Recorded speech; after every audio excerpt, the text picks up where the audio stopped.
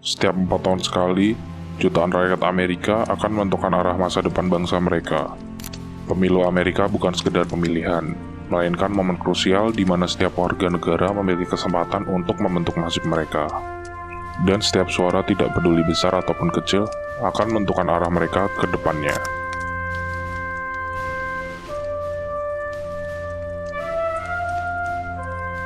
Terdapat dua partai besar yang bersaing, yaitu Demokrat dan Republik. Dengan Kamala Harris melawan Donald Trump. Partai Demokrat sendiri didirikan pada tahun 1828 oleh Andrew Jackson dan pendukungnya.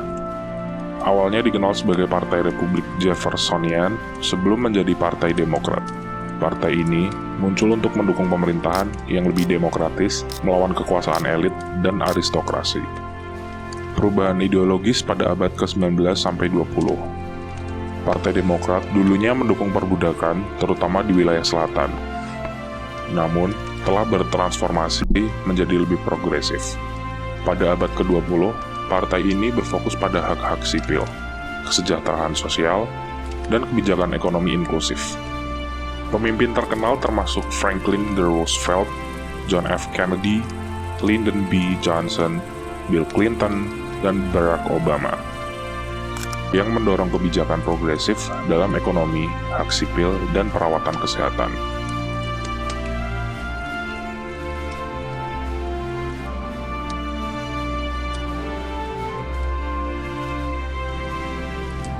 Partai Republik didirikan tahun 1854 untuk melawan perluasan perbudakan. Abraham Lincoln, presiden pertama dari Partai Republik, memimpin negara saat Perang Saudara dan mengakhiri perbudakan. Pada tahun 1870-an sampai 1930-an, partai ini menduduki kejayaannya.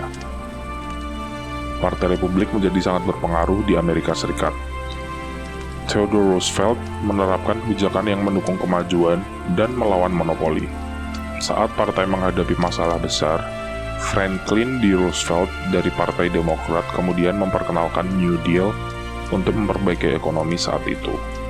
Pada era modern, Ronald Reagan menerapkan kebijakan ekonomi konservatif dan mengurangi peran pemerintah pusat.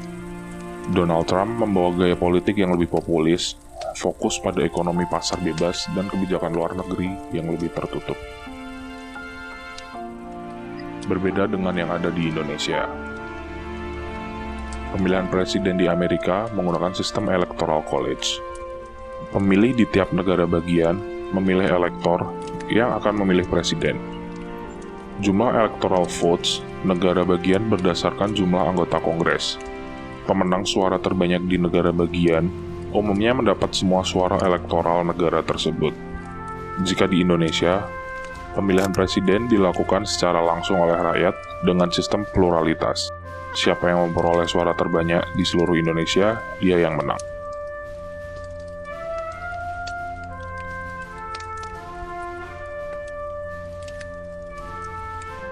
Dua partai besar tersebut, Demokrat dan Republik, menjadi pemeran utama dalam pemilihan di Amerika Serikat, beserta dengan segala kemungkinannya.